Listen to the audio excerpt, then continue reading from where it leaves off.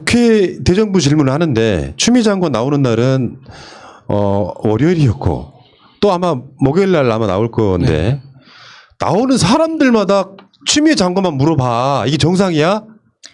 저는 이게 국회의원의 수준이 진짜 심각하다고 생각합니다. 어떤 분이 이런 말을 쓰셨더라고요. 국회의원 배지 대신에 그 국회의원의 지역구를 크게 써라. 썬 배지를 달게 해라. 왜냐하면 지역 국민들이 그걸 볼 때마다 저 등신을 내가 뽑았다니라는 생각, 자괴감이 들 수 있게 하라는 말이 너무 와닿는 거예요.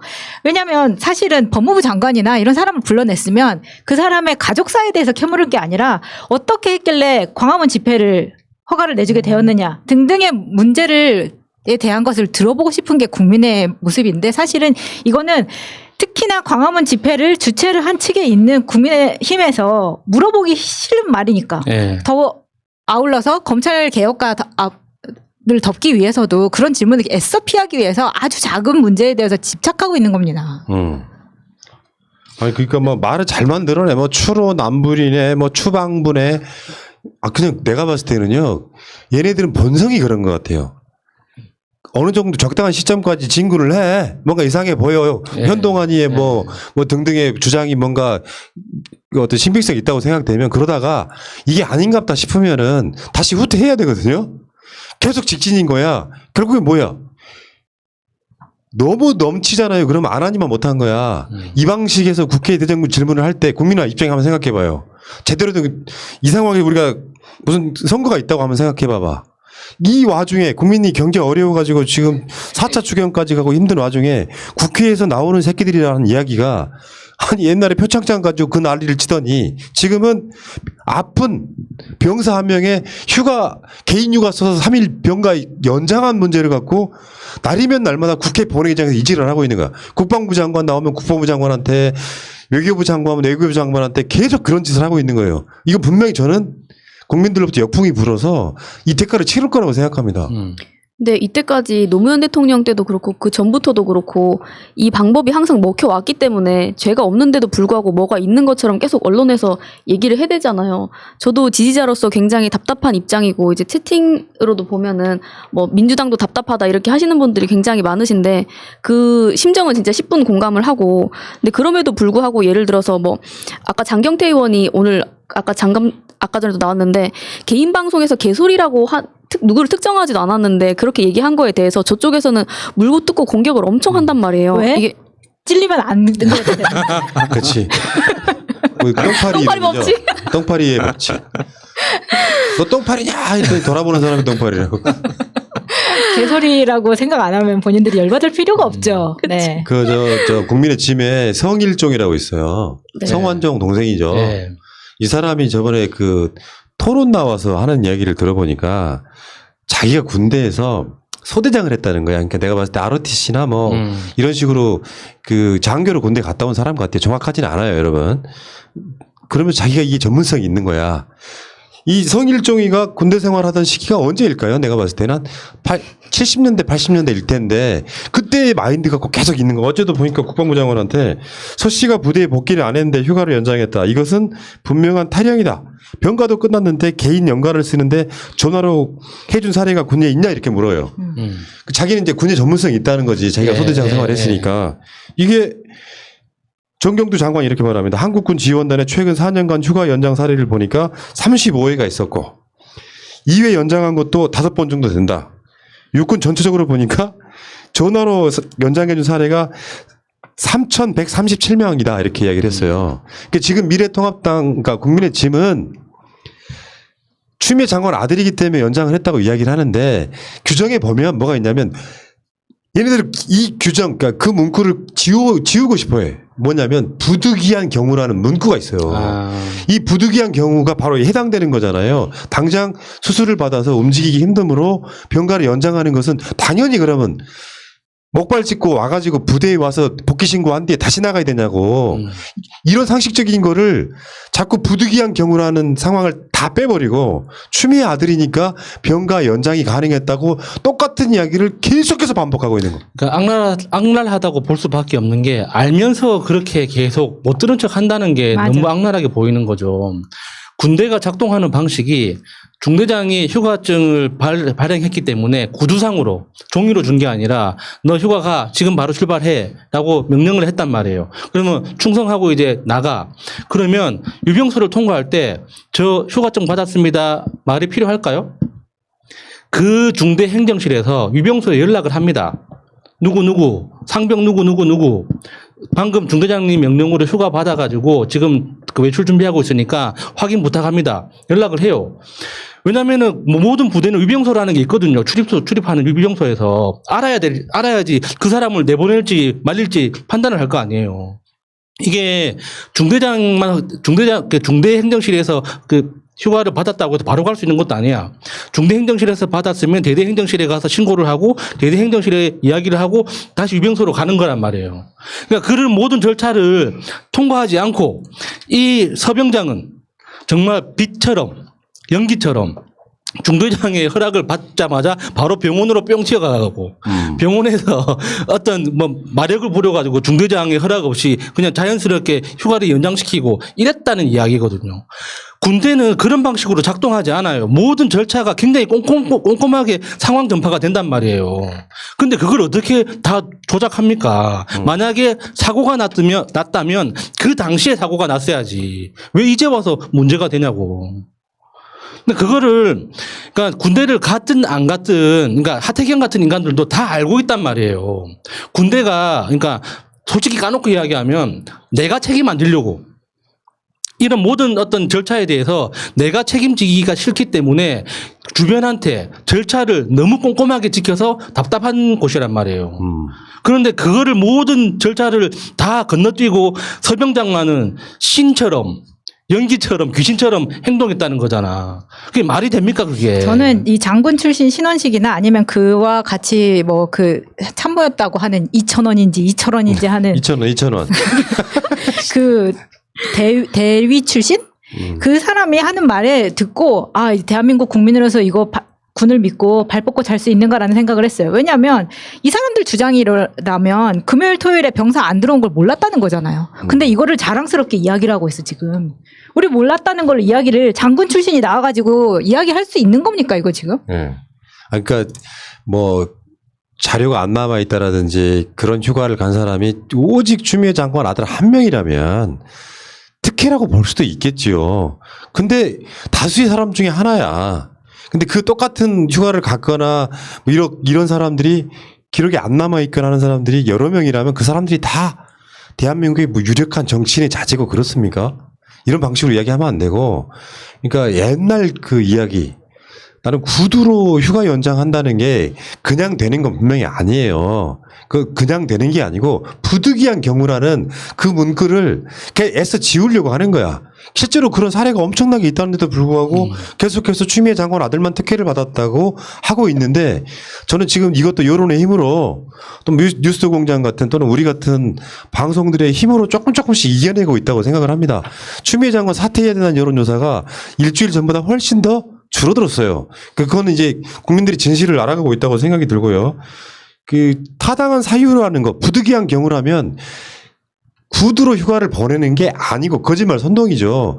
일단 구두로 선결제를 하고 선조치 그러니까 선 보고 후조치 하는 것처럼 구두로 그걸 결제를 하고 나중에 기록으로 남기는 거죠. 그러니까 어제도 보면 그 성일종 그 사람이 현역 시절에 구두로 휴가를 보낸 적이 있느냐. 요건 뭐냐면요. 장관이나 하다못해 대대장도 대대장 제장에 휴가권이 있어요. 3박 4일 이런 거에. 그러면 무슨 장기자랑이나 무슨 훈련 같은 거 하다가 잘한 즉석에서 휴가 보내주잖아. 우리가 구정의 무대 안 봤어? 맞아. 구정의 무대에서 그 부대장한테 이 친구 휴가 보내달라고 하면 승인합니다 하잖아요. 그게 구두로 휴가 보낸 거고, 맞아요. 나중에 인사과 등에서 거기를 서류를 첨부를 하면 되는 거예요. 근데 어쩌다 보면 그 첨부된 서류가 빠지기도 하는 경우가 있을 수 있겠죠. 까먹어가지고. 그랬더니 왜 추미애 장관 아들은 휴가에 관련된 기록이 없어? 이딴 식으로 나오는 건데 그 모든 과정이 그것만 빠져있지 다 남아있잖아요. 우리 냉정하게 까놓고 이야기를 해서 군대에서의 행정 시스템이라는 게 사병의 건강과 복리를 위해서 작동하는 게 아닙니다. 냉정하게 이야기하면 군의 행정이라는 건 지휘관의 인사고과를 위해서 작동하는 거예요. 만약에 서병장에 대해 서병장의 그 휴가를 연장시켜줬다면 그건 서병장한테 필요해서나 서병장이 원해서가 아니라 지휘관이 판단했을 때 이 친구가 치료가 제대로 안 되면 내 인사고과에 스크래치가 나거든. 중대장들이 부대를 운영하는 최종적인 목적은 진급이에요. 그러니까 그 진급을 할 때 그러니까 누가 100점을 받느냐 못 받느냐를 가지고 경쟁하는 거지 누가 10점이냐 누가 20점이냐 갖고 경쟁하는 게 아니거든요. 일단 기본 다 100점에서 마이너스가 생기면 내가 누락되는 거야. 그 군내에서의 인사 시스템이라는 게.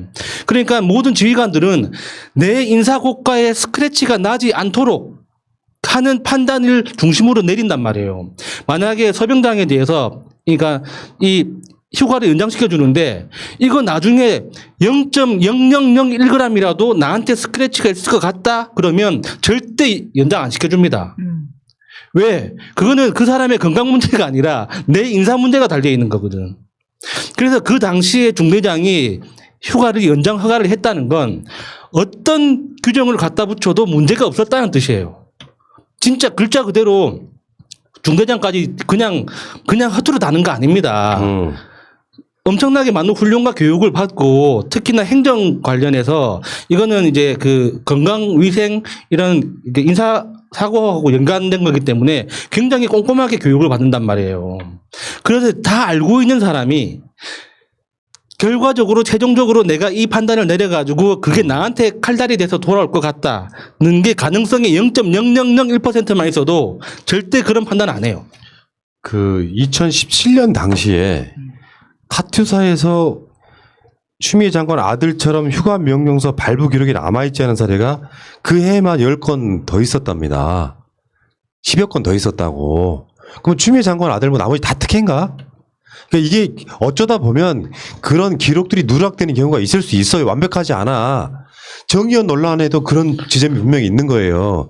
근데 이게 그걸 숨기기 위해서가 아니라 병 걸린 거 확실하고 수술 받은 거 확실하고 무단 탈영하지 않은 거 확실하고 그러면 여기서 적당하게 국민의 짐 정도가 여기서 퇴각을 해야 돼요. 그렇지만 우리는 좀 의혹에 대해서 더 알고 싶다 하는 정도로 좀 못 이긴 척하고 퇴각하면서 국민 민생, 코로나 대책, 뭐 추경 이런 것들에 대한 이야기를 해야 되는데 끊임없이 지금 어그로를 끌고 있는 거란 말이에요. 이거는 누가 봐도 지금 언론이 어느 정도 내가 봤을 때는 분위기가 조금씩 돌아서고 있는 게 보이더라고요.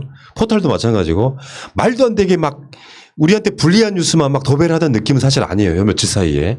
그거 있다고 보고 심지어 강경화 외교장관한테도 똑같은 질문을 합니다. 딸이 유학하는 데 있어 비자 받는 것에 있어서 특혜가 없었냐.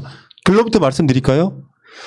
강경화 장관한테 물었던 그 비자를 받기 위해서 그쪽에 또 청탁한 거 아니냐고 물어보는 질문에 추미애 장관 딸은 결국에는 비자를 제때 못 받고 그러니까 계약 전에 못 받고 계약한 후에 가가지고 결국엔 미처 준비가 안 돼서 결국은 그 학교 그만둬요. 근데 저번에 프랑스 알기 때문에 이야기할 수 있는 거잖아요. 아니 이게 말씀드렸다시피 추장관 정도라면 그 학교를 집어넣지 비자에 목매이지 않습니다. 그리고 지금 강경화 장관 모른다고 그랬잖아요. 외교부 직원한테 이것도 민원을 넣었다 이런 의혹인데 솔직히 제가 추미애라면 외교부 장관한테 넣죠. 아니면 외교부 장관 솔직히 외교부도 말도 안 돼. 프랑스 대사 만납니다. 그 정도는 돼야 될 거 아닙니까? 민원실에 전화해가지고 일정을 물어보는데 그걸 청탁이라고 해. 외압이라고 해. 아, 근데 이제 114에 전화도 못 한다니까요. 국민의 집 니들 나중에 나와가지고 한 통화로 전화 통화한 거 있으면 다 책임지겠더라. 말도 안 되는 짓거리들 하고 있어. 시대가 어떤 시대인데. 그 덕분에 그 국방부 민원실 ARS 목소리를 들어보게 됐습니다. 내 평생 언제 한번 국방부 ARS 목소리를 듣겠습니까? 대단한 애들이에요, 진짜. ARS한테 청탁을 했다니. 아니 결과물이 없잖아. 통역병 선발 안 됐어요. 심지어 여기는 완벽하게 거의 자격이 되는에도 불구하고 추미애 아들이기 때문에 추미애 아들 안 시키려고 뺑뺑이 돌렸다. 추첨했다 이거.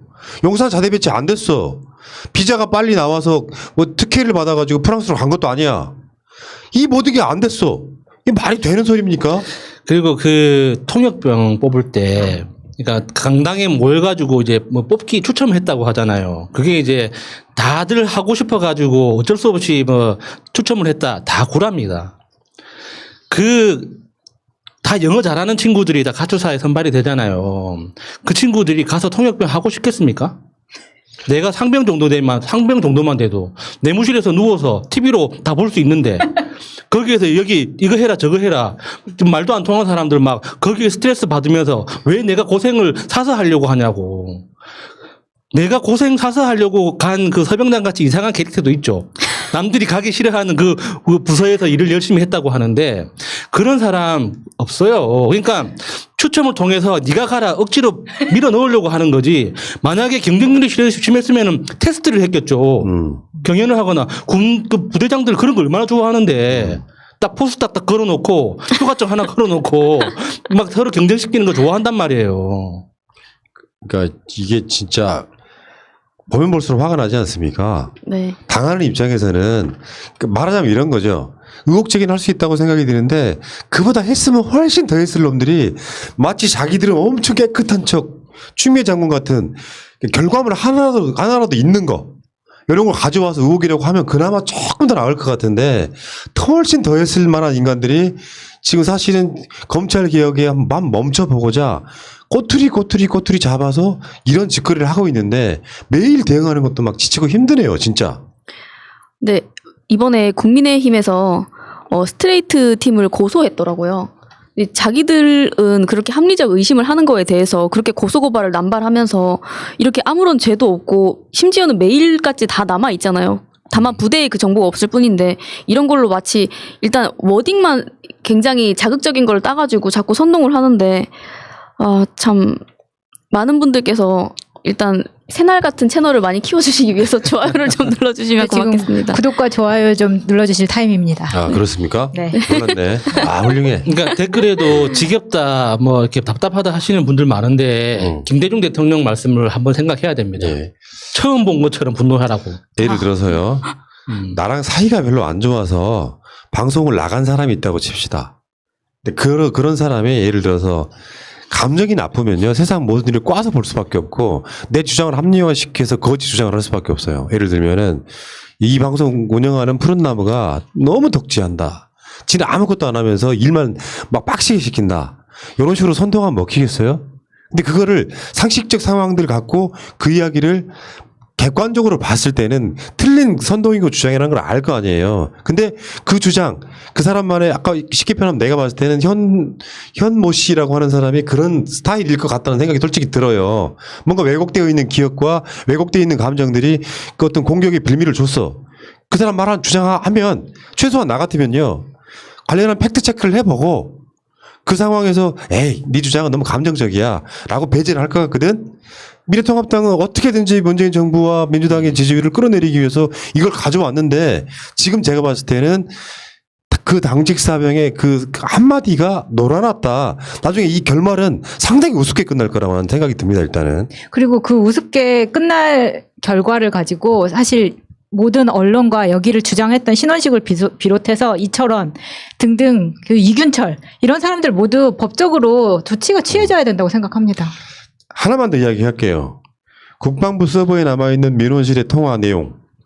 통화가 남아있다고 하니까 그래서 그것 때문에 검찰이 압수를 했잖아요. 그 자체가 뉴스거리가 안 되는 이유는 최민희 의원님이 말씀해 주셨죠. 엄마나 아빠가 또는 누구라도 민원실에 뭔가를 문의하는 게 남아있다는 건 굉장히 좋은 증거예요. 남아있으니까 니들 거짓말하는 거 들통날 거야가 아니라 예를 들면 국방부 장관한테 여당 대표가 압력을 넣은 사건이 아니라 현재 집권 여당의 대표인 분이 본인이든 남편이든 국방부 민원실에 어떤 상황을 문의했다면 민원실에 있는 담당자 전화 받은 사람한테 압력 넣을 수 있어요? 불가능해. 압력 넣을 생각이었다면 그렇게 전화 안 한다고요. 내가 김문수인데. 네. 나 추미애인데. 그 이야기 여기까지 하겠습니다.